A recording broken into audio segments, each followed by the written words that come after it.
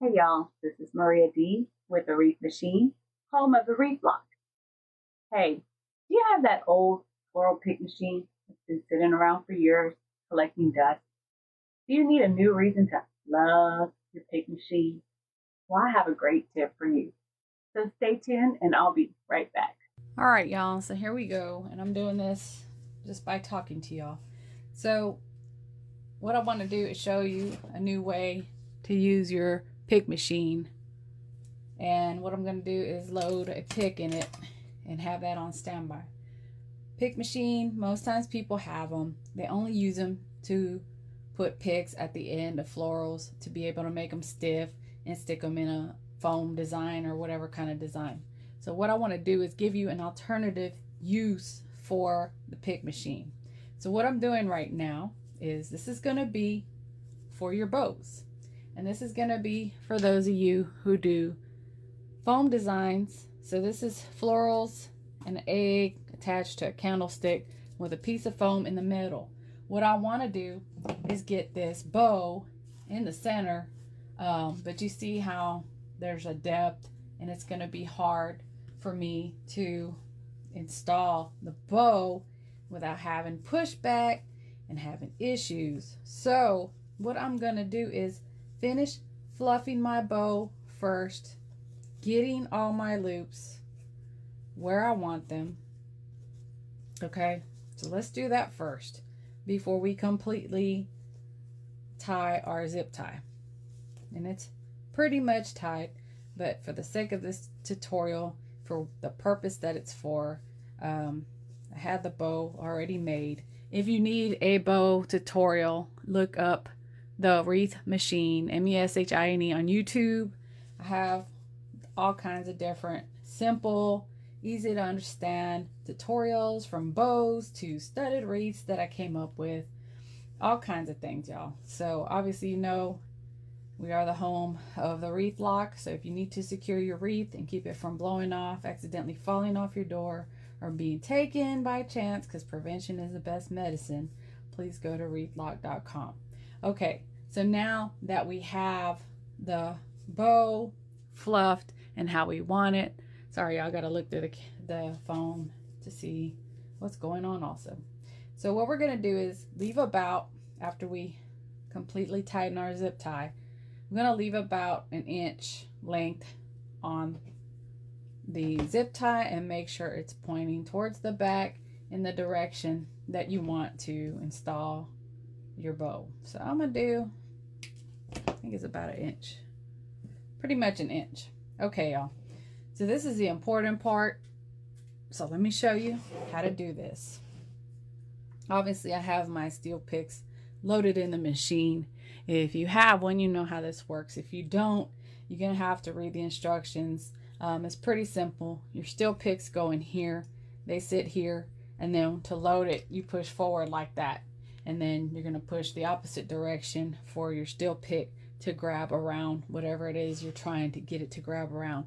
So I don't know if you're gonna be able to see this. So what I'm gonna do is take my piece of plastic and load it on the steel pick in the center.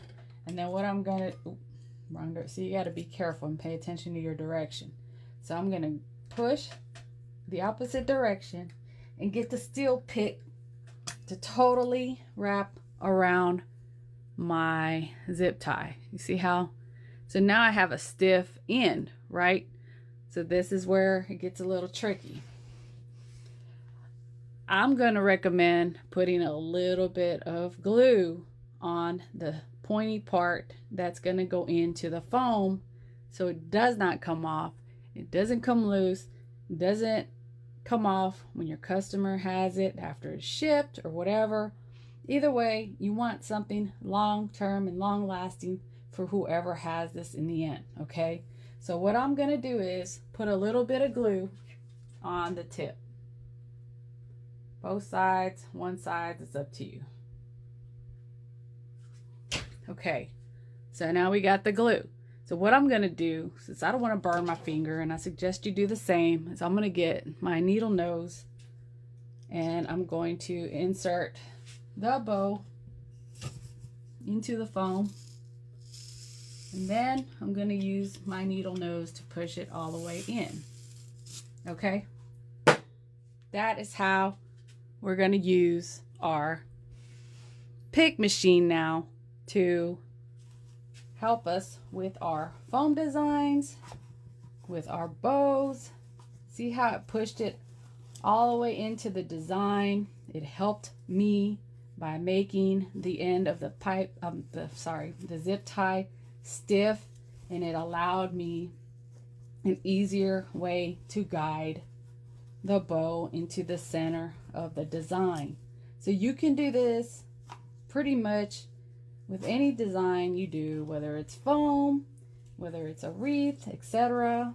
I mean, we're just used to using the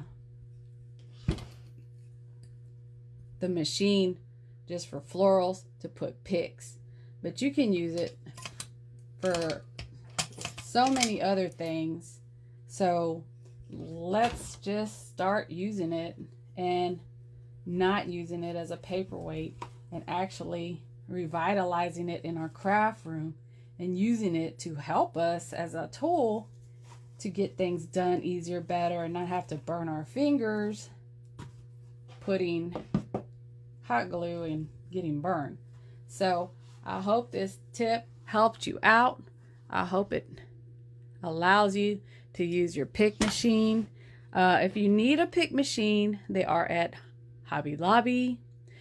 You can get them online. There's a lot of pre-owned ones like on eBay.